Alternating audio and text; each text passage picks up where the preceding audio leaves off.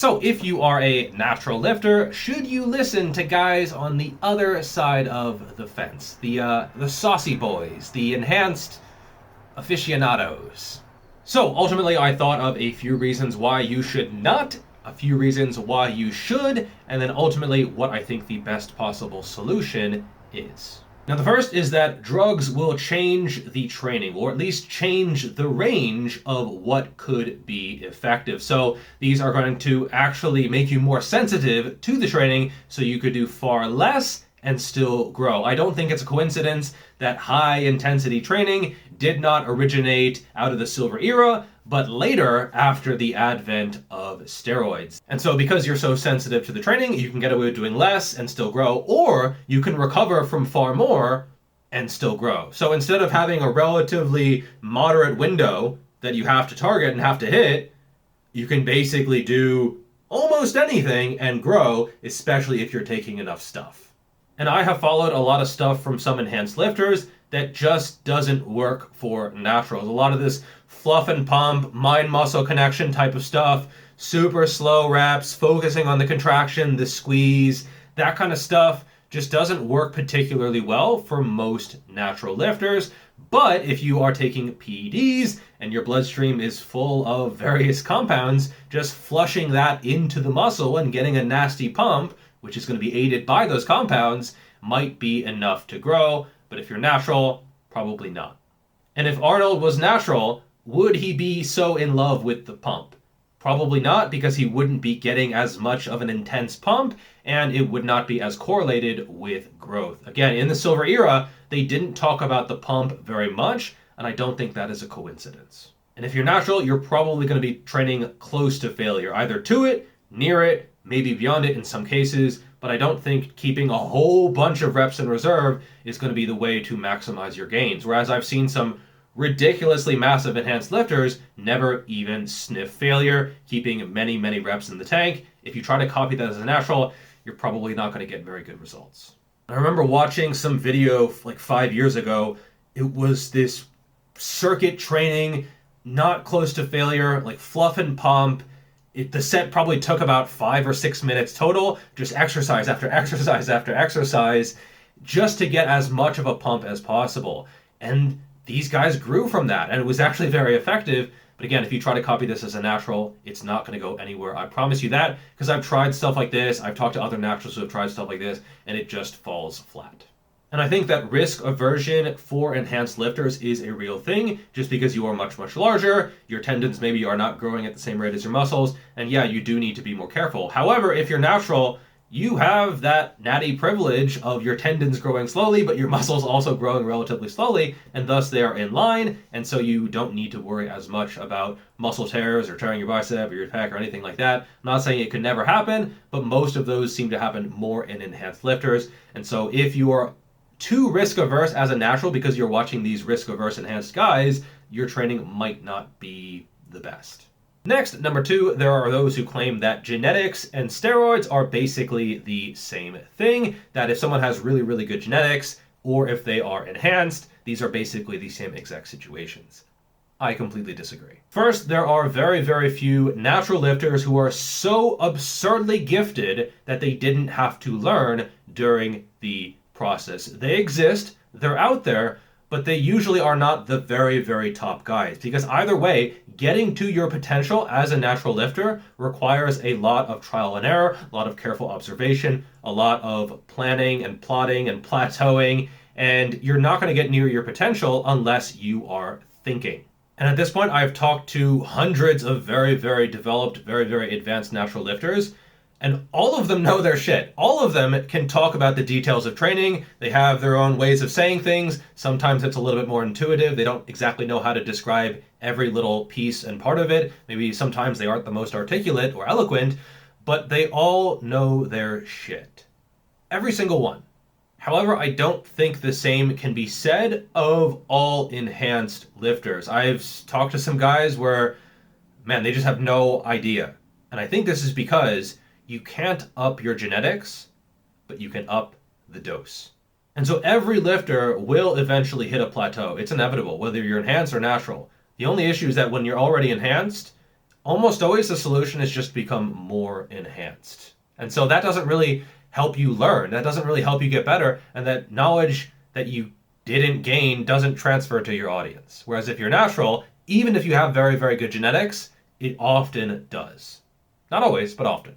And certainly I've had times where someone tried to dismiss my advice based on my genetics, and my response is usually like, okay, cool, yeah, thanks, cool. Which genes? And they're like, what do you mean which genes? Oh, you say I have good genetics, like which genes? Which ones?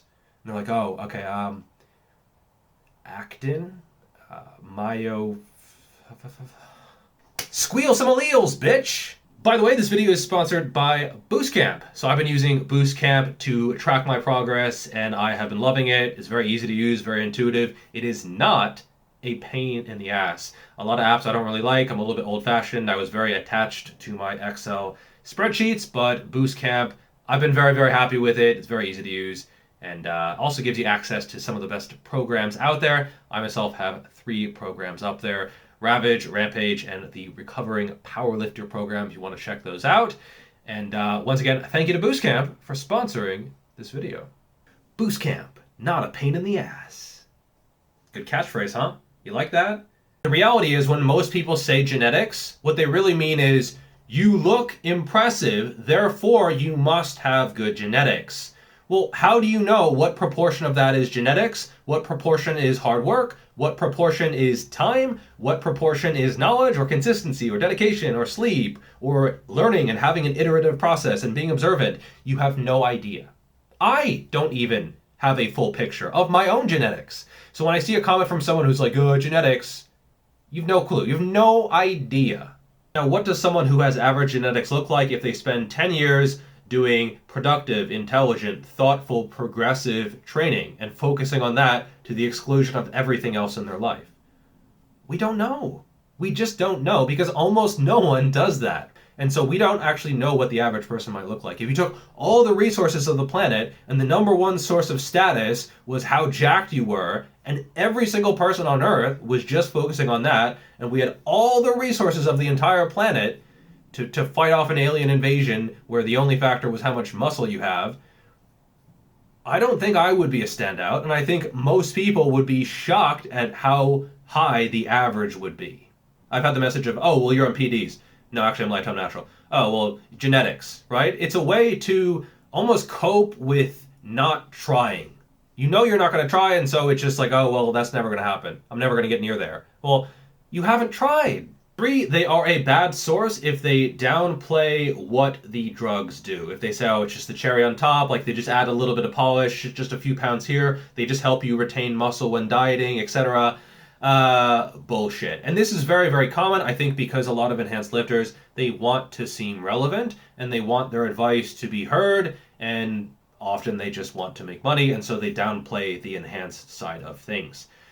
They make a huge difference, okay? Just look at the top natural guys versus the top enhanced guys. Geoff never did a recent video on this.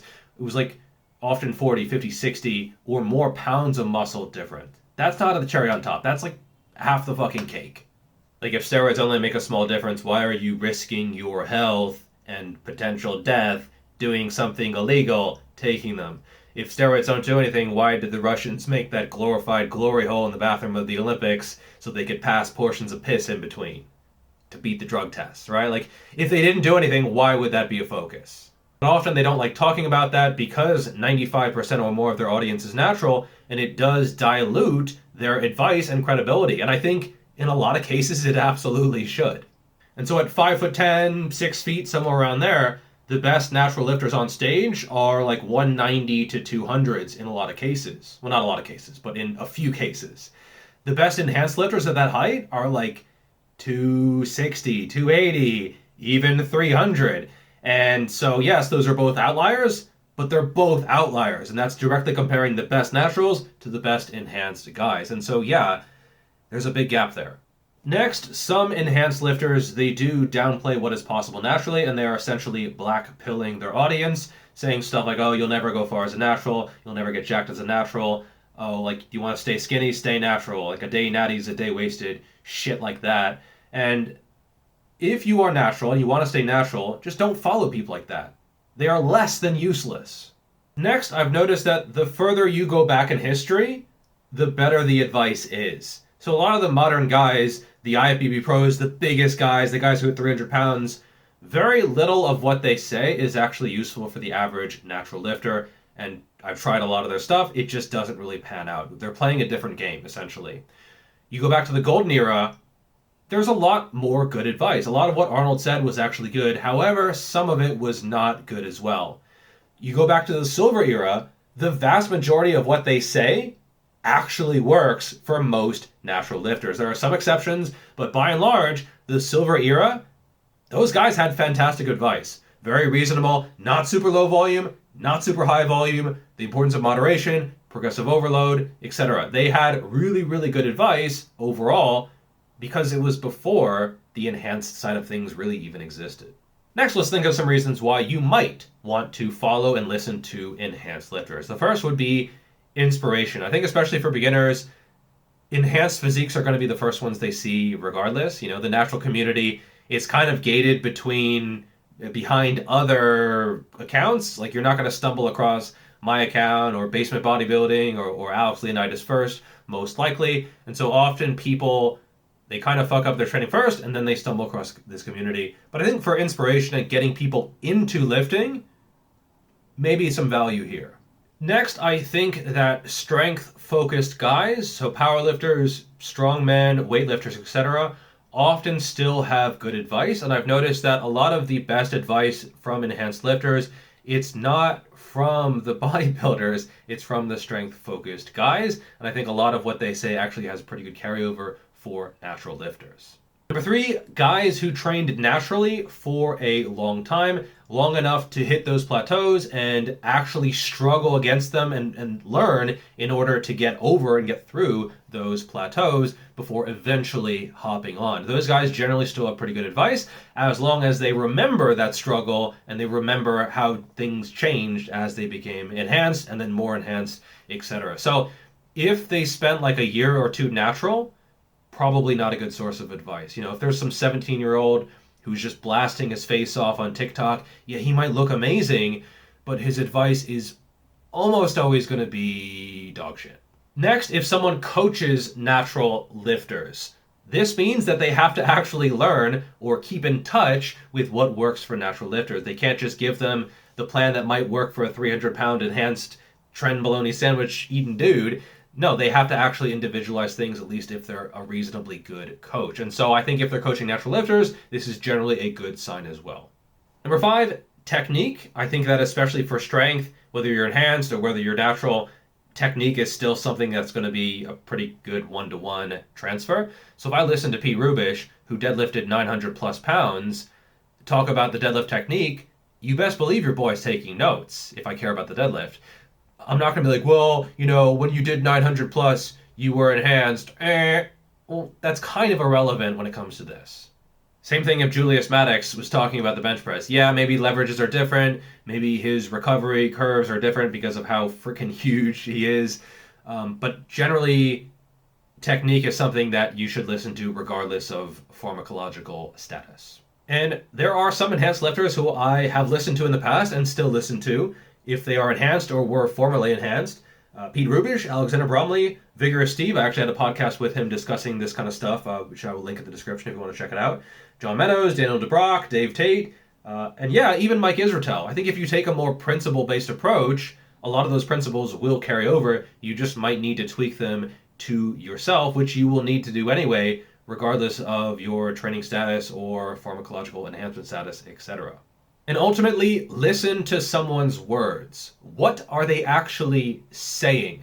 I've seen situations online where a clearly very, very enhanced lifter was saying some good advice, and then the comment section was like, yeah, but what about the trend? And I'm thinking there, what do you mean, what about the trend? It's good advice. It's something that actually will apply to everyone, but people didn't want to fucking think about that, and they just defaulted to the, oh, but you're on drugs. I think that's a factor, and you should keep it in mind, but also assess what the advice actually is.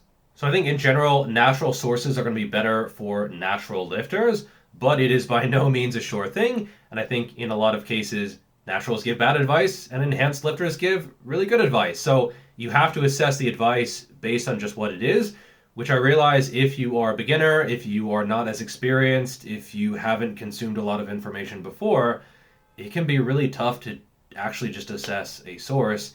But I do think that you can learn a lot from some enhanced lifters, so don't just say, oh, well, you know, you're enhanced, therefore your advice is bad. Sometimes yes, often no. Finally, I have 2 other videos to recommend. The first is atlaspowershrugged. He did an excellent video on this same topic, or a very similar topic. And secondly, SSD Able. There was a roundtable which I was honored to be a participant in, again, on this similar kind of topic, which might be interesting to you. It might be out, it might not. Just subscribe and then hit the bell, and then it'll show up at some point. So that is all for this video. Let me know what you think, and if you want to support the channel, you can check out my books. I will leave a link in a pinned comment. Thank you so much for the support, and thank you so much for watching, and I will see you in the next video. Peace.